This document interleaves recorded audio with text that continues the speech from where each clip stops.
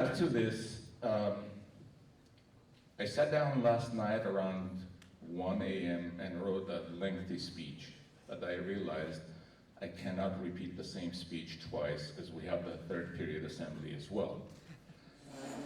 So every speech that I have attempted to deliver, I had one thing in mind. It had to be personal for the audience to feel it, to appreciate it. And here's some personal glimpse of my childhood connected with today's event. I had a friend when I was 5, 6 years old. We always played soccer together. And he always had 2 pieces of bread in his pocket, and it was very surprising. Whether he had dinner or no, he always carried 2 pieces of bread, toast rather, not just bread.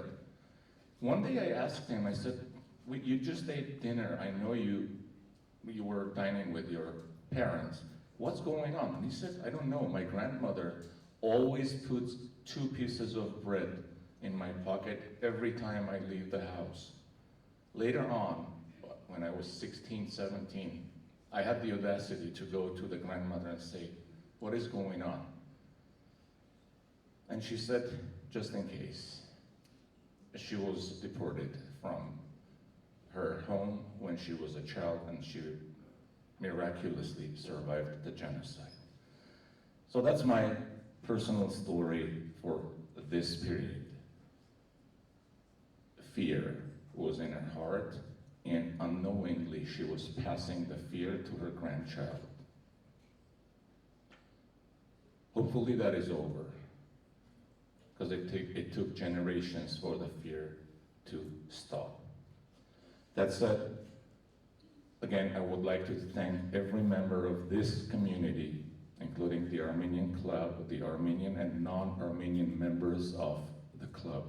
Please treat them with respect. Thank you.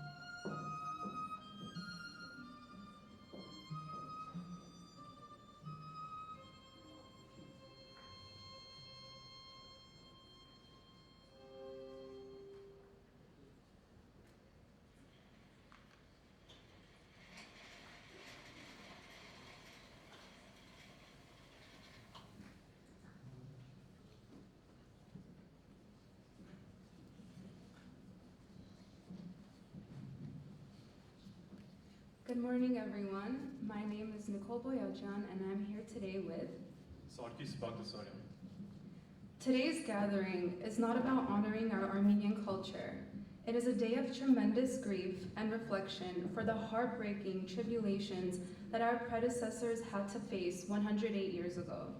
With sorrowful hearts, we assemble here to pay respect to the 1.5 million innocent people that were ruthlessly taken from us. The Turkish government's action continued to plague us till this day. It's a stark reminder of the incomprehensible depths of human brutality and injustice. We must not forget the past, nor should we allow their memories to fade. We would like to express our appreciation to the parents, teachers, students, faculty, and administration of our school, as well as Local District North, for their support in continuing this tradition initiated by the Lancer family. We are also proud to be a part of the Los Angeles Unified School District, who joined our efforts by designating April 24th as Armenian Genocide Remembrance Day, thereby fostering awareness and commemoration of this historic atrocity. This initiative is a significant step forward in our attempts to foster greater education, remembrance, and understanding of the events that have influenced our community's history and culture over the last century.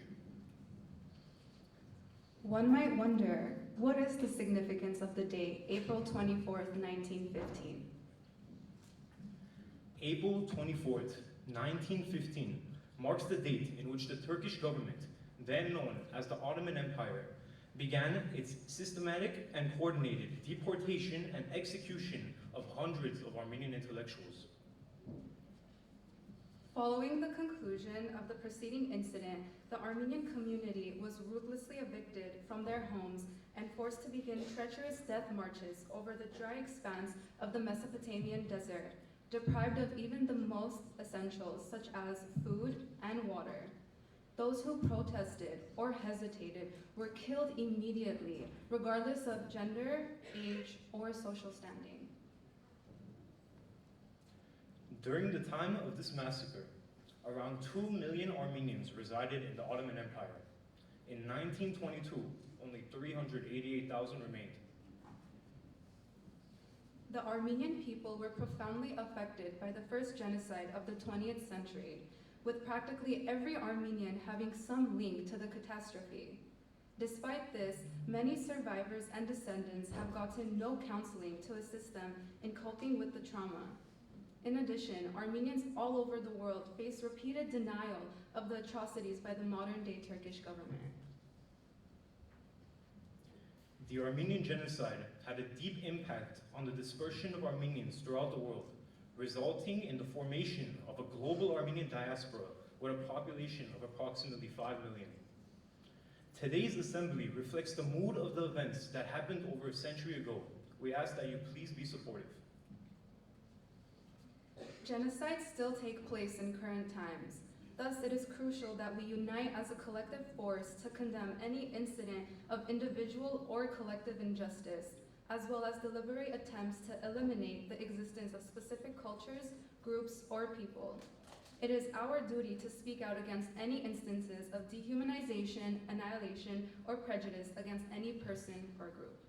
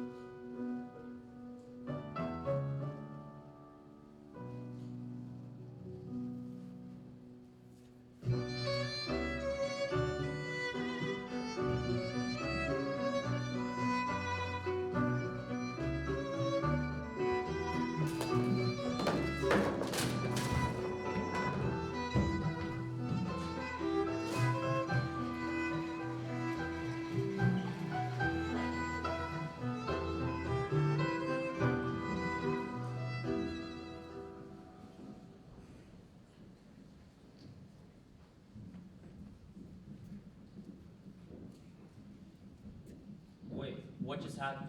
Did you see that? We just witnessed a depiction of events that impacted Armenians during the genocide. This is when the world shut their eyes on the injustices that Armenians were faced with. So what happens now? Where do they go? They have nowhere to go. They need to find a way to survive. They need to find a new home.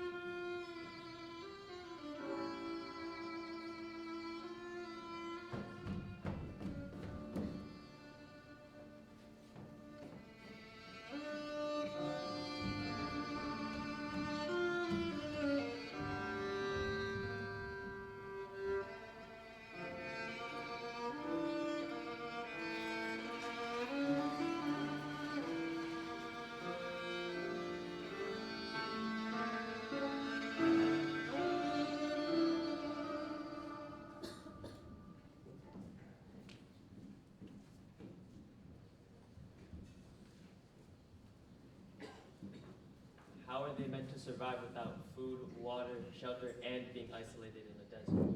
Their survival isn't guaranteed, but they still have hope. Some were able to escape, but they still have a long way to go. So how much longer are they going to walk for? Who knows? It may be days, weeks, months. But with every step, they get closer to rebuilding what was destroyed.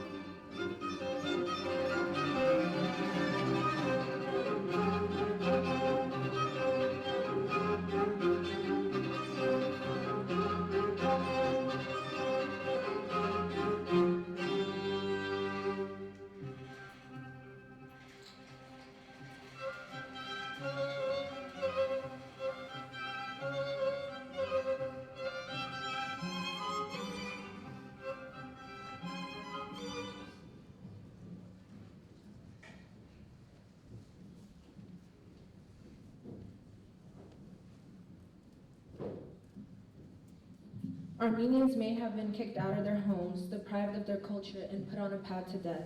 But regardless of what they were faced with, their culture flourished, and Armenians were able to survive. They were able to begin planting the seeds of their culture, despite almost being wiped off the face of the earth. They used the roots of their culture to sprout and create a diaspora after the genocide. It was that very diaspora, even after being persecuted and being stripped of everything they had, that was able to rebuild and spread their contributions to the rest of the world.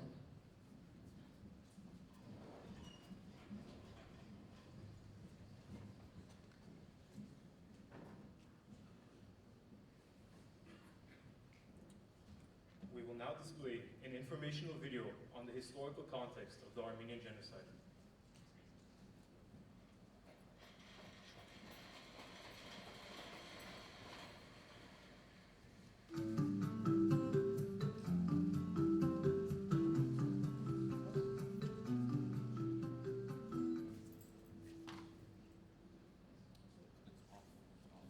Chances are you've heard the word genocide.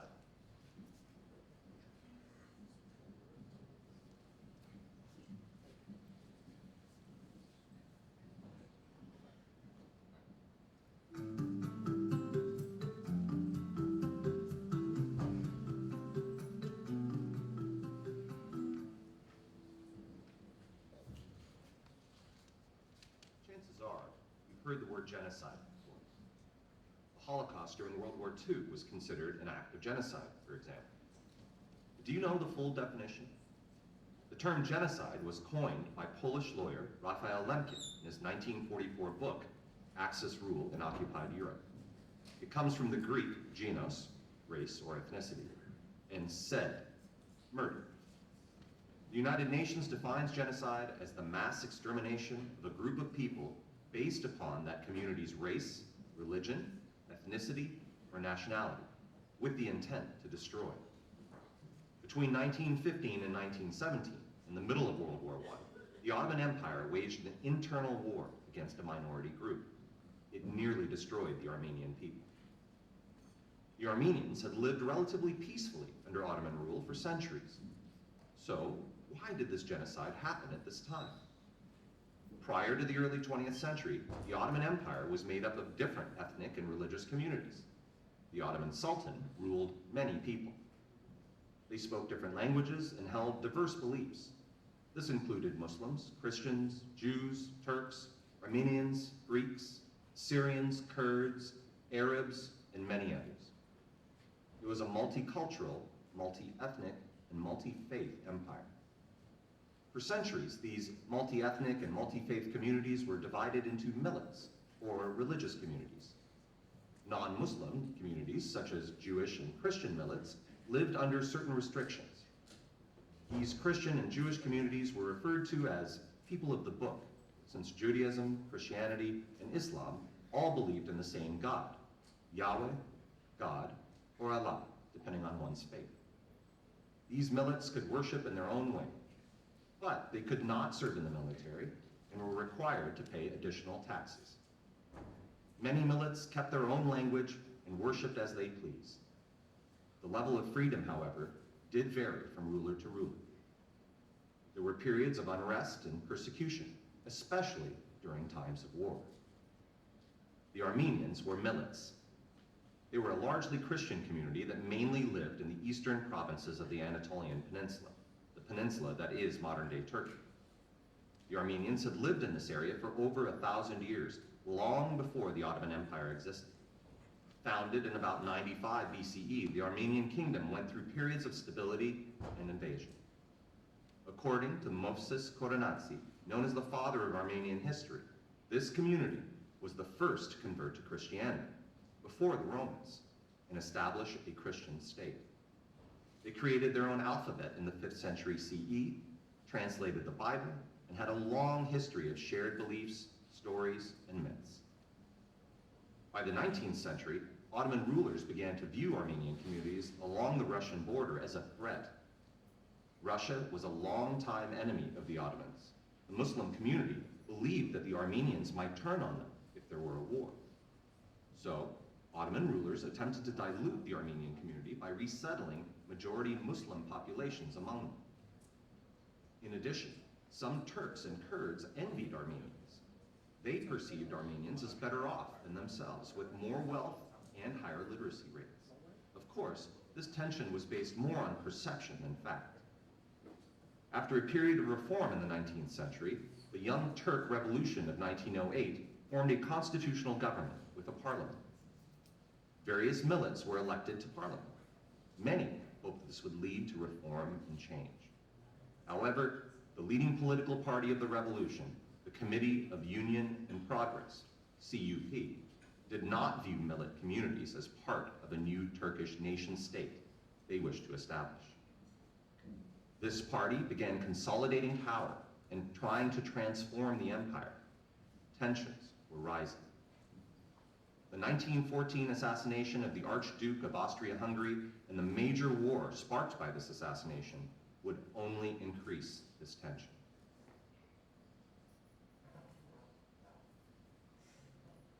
After the assassination of the Archduke in 1914, major European states declared war on each other. The Ottoman Empire, under the control of the Turks, aligned with Germany and Austria-Hungary. They would fight against the Entente, including Russia. The war renewed Turkish beliefs that Armenians would turn against the Ottomans and fight alongside Russia. The Turks also believed that the Armenians and Christian groups were getting in the way of achieving a more Turkic, Muslim empire. In the early years of the war, Armenians fought alongside Turks and Kurds against Russia and the Entente. However, after losing a major battle against Russia in 1915, the Turks began to blame Armenians for the loss. Rumors soon spread that groups of Armenians were staging a rebellion. This created more hostility towards Armenians both inside and outside of the military. In order to prevent rumored revolts, the Ottoman government ordered Armenian communities to be forcefully relocated from border areas and military fronts. Armenian soldiers had their weapons confiscated. Described as sitting ducks, some of these men were sent to labor camps. Then hundreds were taken out to deserted areas and shot. As historian Ronald Grigor Suni wrote in A History of the Armenian Genocide, what evolved rapidly into genocide began as sporadic massacres that, following a colossal defeat, resulted in political panic, despair, and a thirst for vengeance. The extermination of the Armenian people had begun. Some Turkish officials in Istanbul tried to warn their Armenian friends. One official quietly told his friend, "A new storm is about to break upon the Armenians, so I hope that you will save yourself." The recommendation was to leave for Europe immediately, without regard for property or investments. Many managed to escape. Some fled to Europe and others to America, but more horrors were to come. The relocation efforts soon turned into mass extermination, especially in the areas along the fronts and in rural provinces. Turkish and Kurdish soldiers forced whole families to march away from their homes. Their houses and possessions were later sold to the highest bidder. Bands of Ottoman soldiers marched through Armenian villages and tortured inhabitants. Armenian houses were robbed. Churches were stripped and religious icons left in the mud. Turkish officials attempted to justify this violence by stating that these acts were in retaliation for Armenian rebellion. They claimed that Armenians in eastern provinces must be removed or eliminated. Fear and rumors continued to stoke the flames of violence. Some Armenians did rebel against the slaughtering of their people. This allowed Turkish authorities to justify increased removals and killings. One official ordered that all Armenian men over the age of 12 should be killed. Armenian women were raped and murdered or taken by Turkish men as wives. Small children became orphans. Some were adopted by Christian missionaries and others by Turkish families.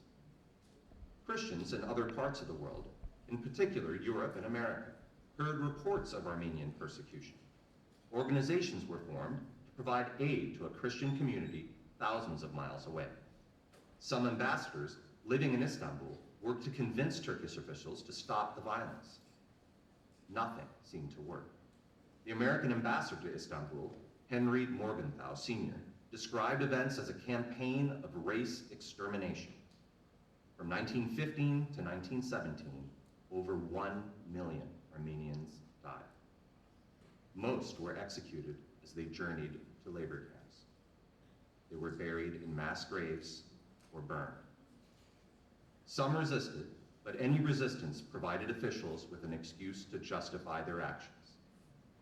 After the war, some of the Turkish leaders who ordered the killings were brought to trial, but only a few were punished.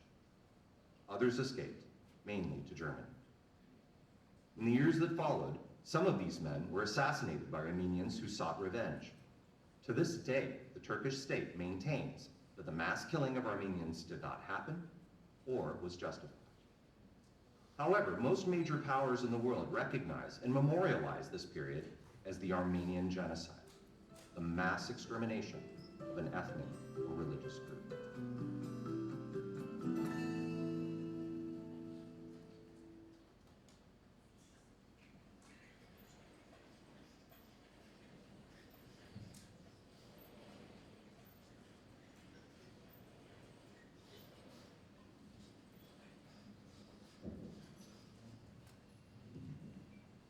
Now we have a musical performance by two of our talented artists, Angelina Garapetyan and Arsen Gevorkyan, who will be performing Donim Hayrani. which is an Armenian folk song that expresses a deep love and longing for the Armenian homeland.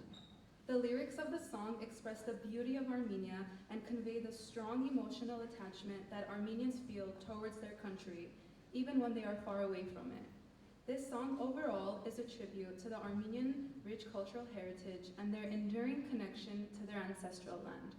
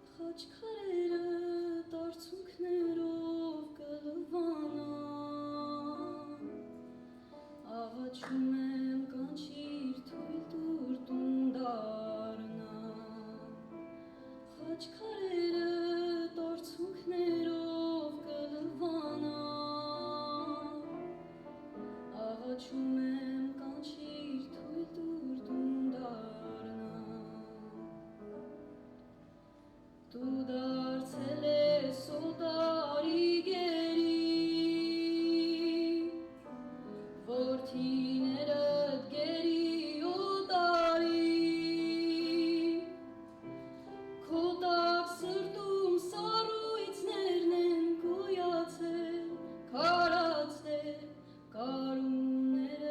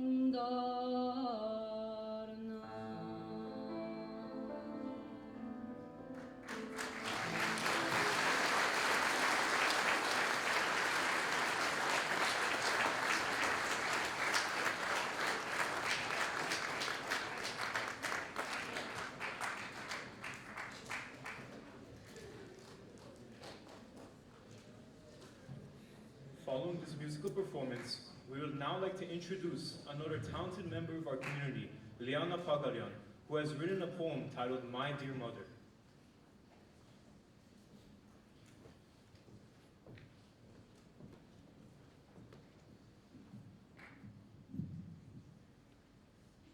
My mother's hands hurt. Just like the mother's hands hurt 108 years ago while escaping death, my mother's hands hurt today. It is said that history repeats itself in 80-year blocks called saculum. But how can something be repeated if it is still being told? How can we learn from our mistakes if our fate is being controlled? My mother's hands hurt as she prays for the freedom of our country, as she pleads for mercy, as she sacrifices her sanity. Is this humanity, to be killed, exploited, murdered for merely existing? It's an interesting thing how humans commit sacrilege against a nation so old, many have forgotten its existence. But let us move forward, for hopefully, one day, my mother's hands will no longer hurt. My Mai Hayastam, we stand in unity.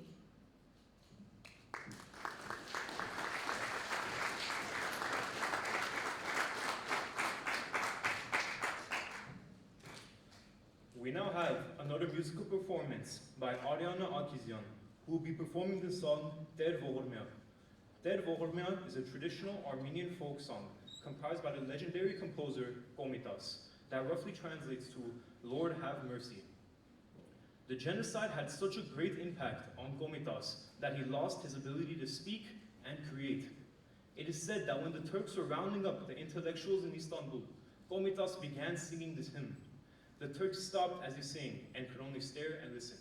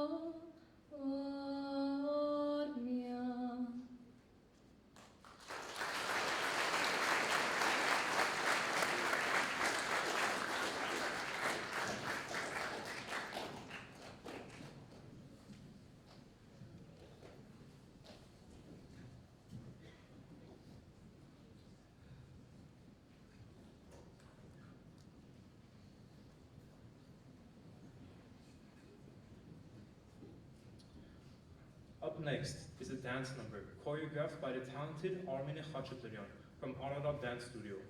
It is a form of modernized classical Armenian dance known as Bemakan Par.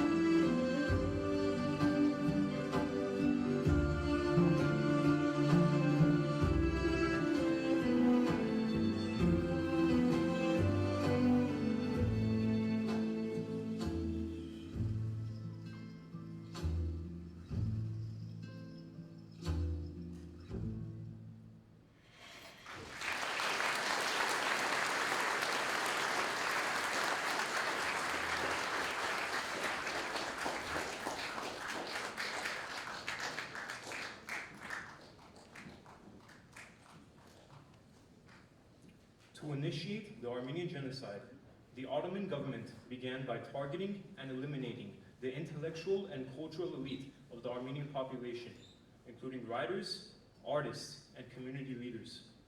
This was a deliberate strategy aimed at weakening the Armenian community by depriving it of its leaders and destroying its cultural identity. Among those targeted was Atom Yarjanyan, also known as Siamanto. Siamanto was a well-known and respected Armenian writer whose literary works have been seen as a reflection of the violence and repression he faced in his life. Despite facing censorship and persecution, Siamanto continued to use his writing to speak the truth to power and raise awareness about the injustices faced by his people. Next up is the recital of one of his poems, Thirst. This poem will also be recited in Armenian, French, and Spanish to show its ability to transcend linguistic and cultural barriers and create a sense of universality on the issues that Siamanto dedicated his life writing about.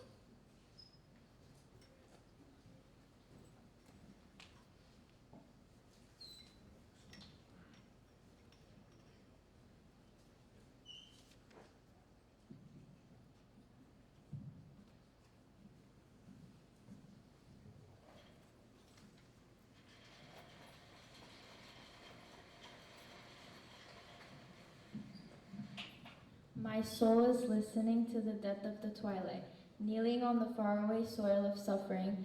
My soul is drinking the wounds of the twilight and the ground, and within itself it feels the raining down of tears. And all the stars of slaughtered lives, so like the eyes grow dim, and the pools of my heart this evening are dying of despair and of waiting. And the ghosts of all the dead tonight will wait for the dawn with mine eyes and my soul. Perhaps to satisfy their thirst for life, a drop of light will fall upon them from on high. Mon âme écoute la mort du crépuscule, agenouillée sur le sol lointain de la souffrance. Mon âme boit les blessures du crépuscule et du sol, et en elle-même, elle ressent la pluie des larmes.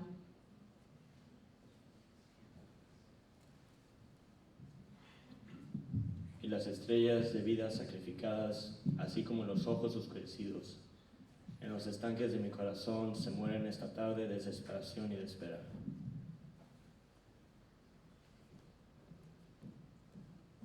Եվ այս գիշեր, բոլոր մահացած հոգիները կսպասեն լուսաբացի համար, իմ աչքերով և իմ հոգով, երևի նրանց ծարավը հագեցնելու համար, մի կաթիլ լույս կգնի բարձունքից։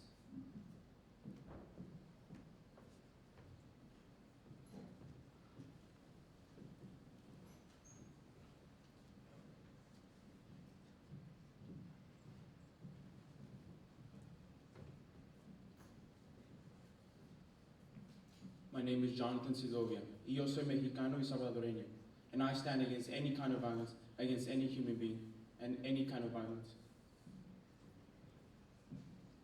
Magandang umaga, ako si Krisha Polanco. Atrocities and humanization had not only affected race but also gender. We must stand together and bring awareness to the gender inequalities that has happened from then until now. Shalom, Hashem Shali Ran Knafo V'Ani Yehudi. Throughout history, there have been many gruesome genocides. One that's personal to me is the Holocaust. So as a generation, we must learn from the past and prevent these violences from reoccurring. Bote, como na nga Isa Agnes. Today, we hope to bring awareness to the atrocities that not only happened over 100 years ago, but are still occurring in the present day. The price of hate is far too great, so let us learn from these past mistakes.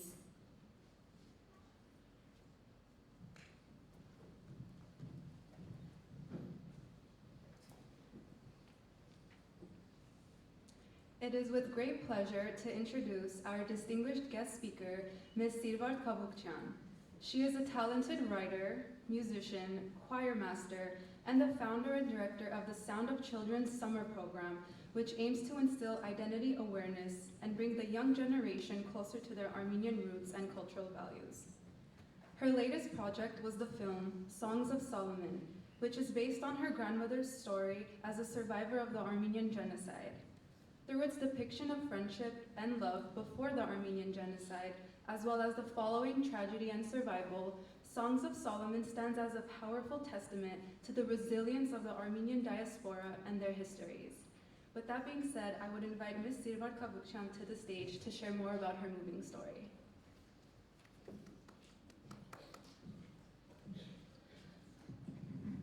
Hello everybody, my name is Sirvar Kavukyan and I'm honored to be here.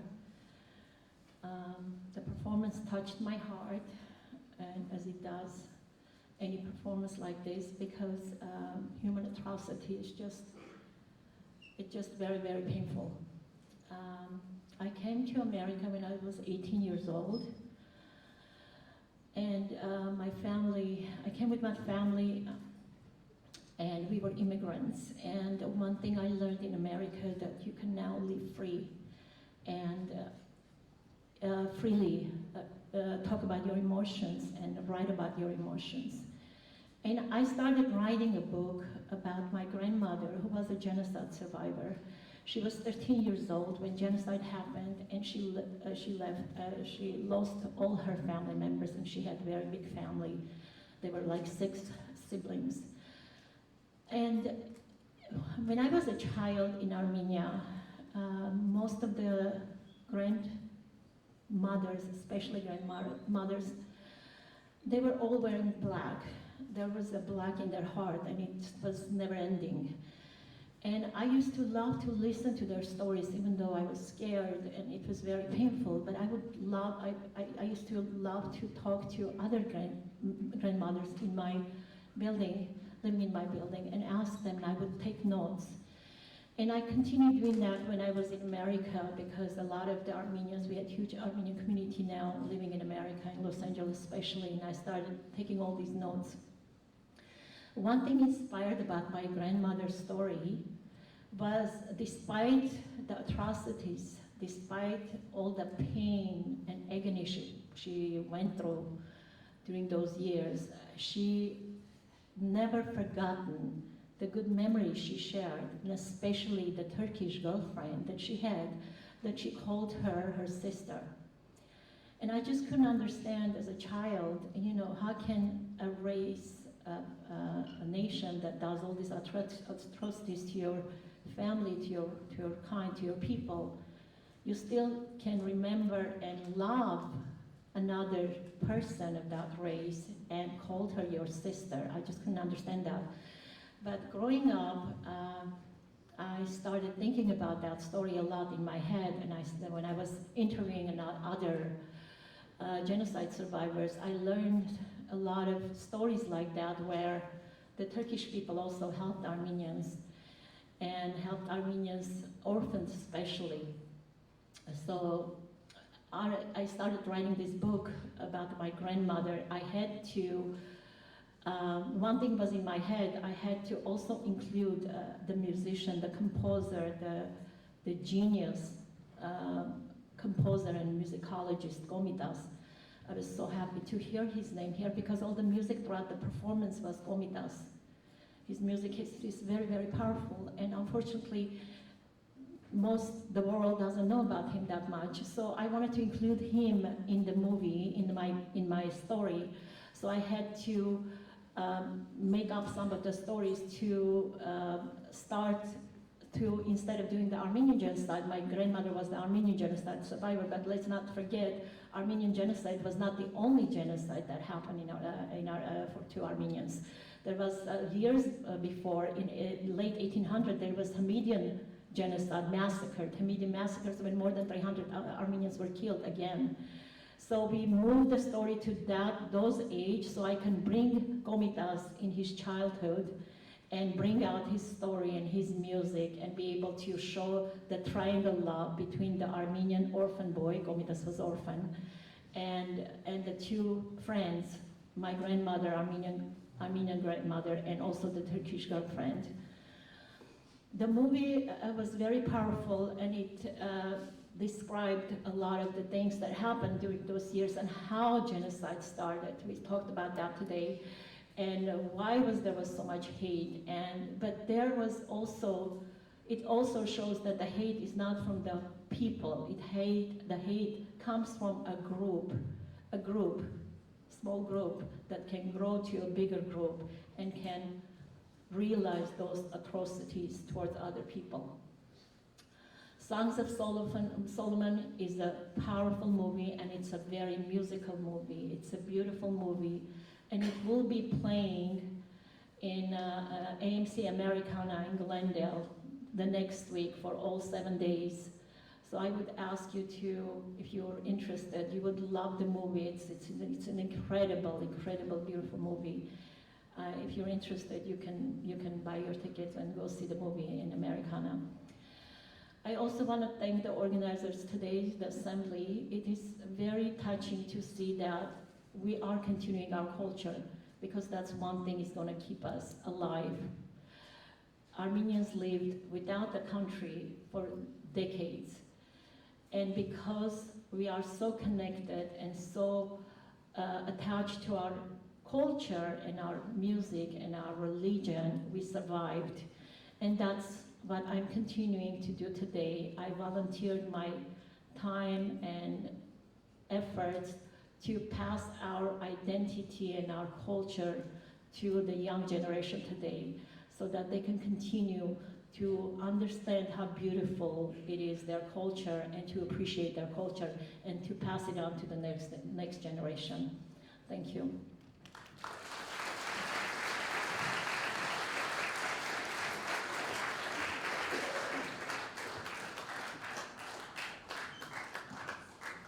We now have another musical performance by our very talented Arsen Gevorkian, who is going to be singing the song Akhbera Suyes, which translates to My Brother and I. Akhbera Suyes tells the story of a young man who is deeply in love with his homeland and is often associated with the Armenian struggle for survival and the longing for their lost ancestral lands.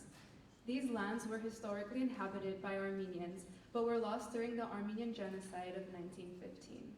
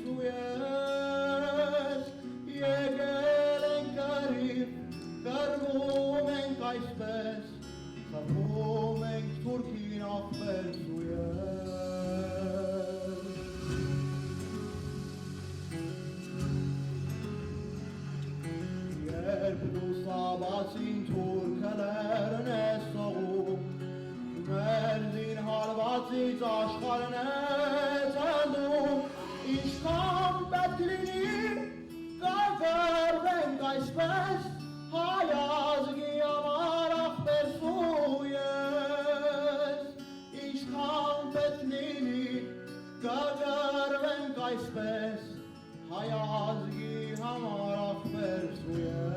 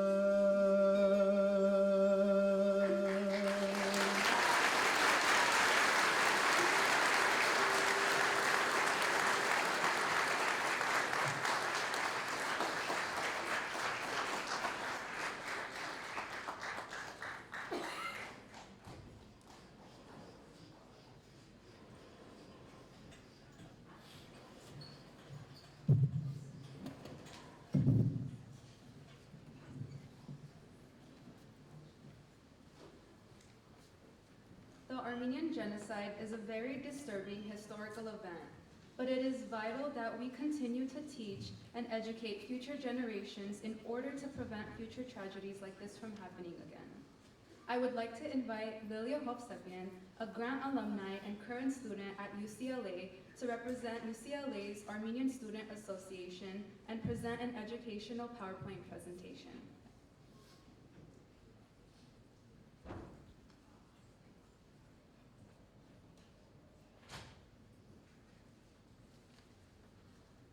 Good morning, everyone. I just want to say thank you so much to the Armenian Club for inviting me. It's an absolute honor to be here today, and I hope you enjoy the presentation.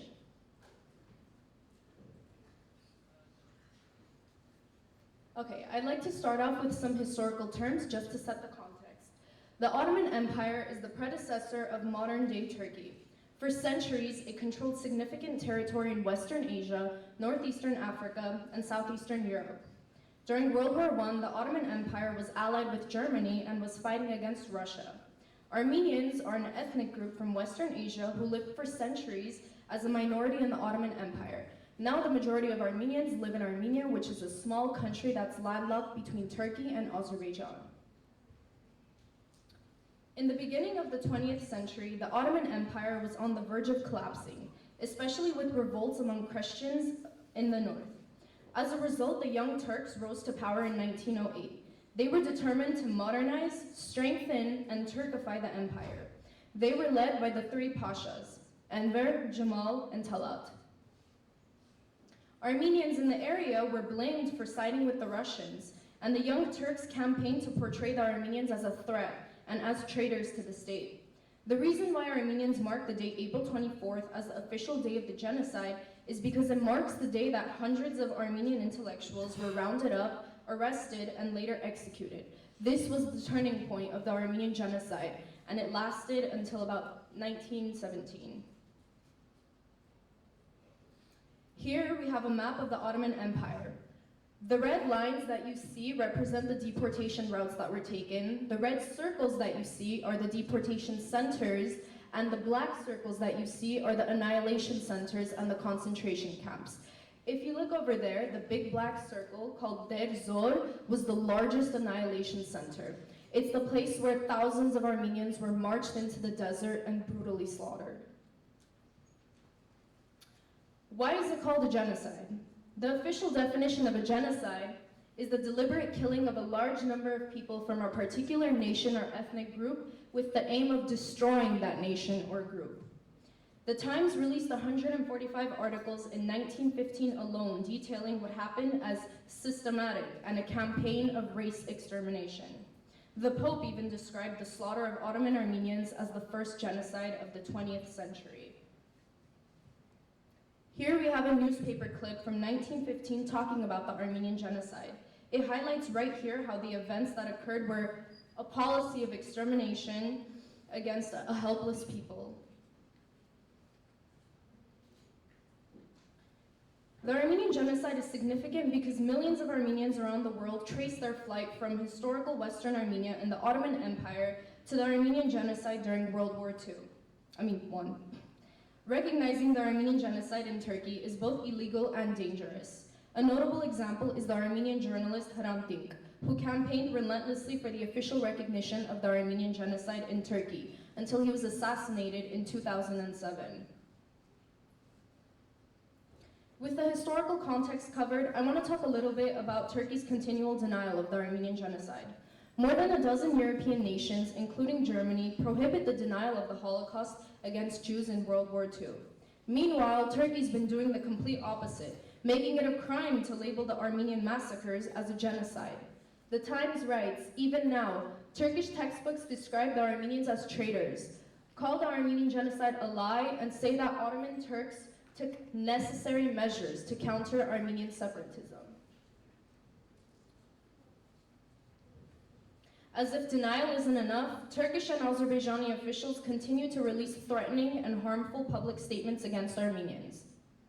We have, our goal is the complete elimination of Armenians. You Nazis already eliminated the Jews in the 1930s and 40s, right? You should be able to understand this, says the former mayor of Baku.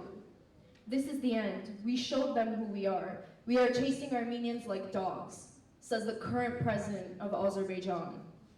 The relocation of the Armenians in eastern Anatolia was the most reasonable action that could be taken in such a period, says the current president of Turkey. This continual denial and the lack of holding Turkey accountable only allows history to repeat itself. We had the 2016 April War, during which hundreds of casualties occurred, and Azerbaijan invaded Artsakh. We have the 2020 Artsakh War, during which Azerbaijan launched a massive war against Armenia, leaving thousands of casualties in Artsakh. We have the 2022 September attacks, during which Artsakh was once again invaded by Azerbaijan, and Azerbaijan violated the peace treaties. It again left hundreds dead. And now, in 2023, we still have hundreds of prisoners of war who are missing or captured. We also have an ongoing blockade occurring in Artsakh that's been occurring for months. The route that connects Armenia to Artsakh, known as the Lachin Corridor, is being blocked by Azerbaijani forces, preventing things like food, medicine, gas, electricity, and internet reception from reaching thousands of families in Artsakh. These are just some of the many examples showing that denial allows history to repeat itself, just in different forms. Now you might be wondering, what can I do as a Grant High School student? Why should this matter to me? You can become more educated on the Armenian genocide and how it continues to affect Armenians to this day. You can spread awareness on the blockade and other current events through social media, which you all know is the largest way to communicate with people in modern day society. You can join political campaigns that push the US government to pass bills that support Armenia and also sanction Azerbaijan and Turkey. Thank you so much for listening, and I hope you enjoyed.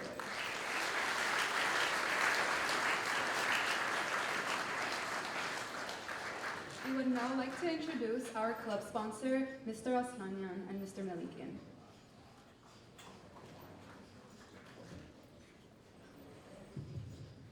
When I was doing the introductory speech, I was so excited in a special way. And I should have mentioned one very important name, who participates in the April 24, I'm so excited I even confused the months. April 24th marches every time.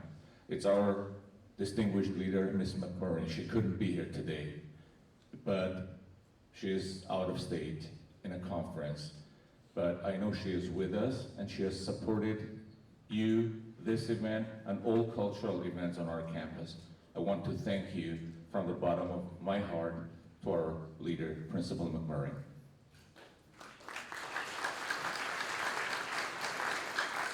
I want to thank the District North, and I want to thank all the people behind the scene, like Mr. Guest's film crew and Mr. Van Brandt and Tech G back there, making the lights happen for our dramatic event. But most likely, I would like to thank the members of the Armenian Club. Come on out, guys. Come on. Let's go. These are the people that have been here sweating like crazy, doing what they need to do so that you can have this beautiful assembly. Every year, I'm the sponsor of this club. Every year, it's something new that they create that makes me, and I keep saying, I'm not gonna cry, but I cry, okay? That's how good these people are right here, okay? Thank you. Mr. Milliken? Thank you. Please, let's have the lights on. The bell just rang, and I will dismiss you gradually. The left wing first. The middle, please sit down. The middle, please sit down. Left wing first.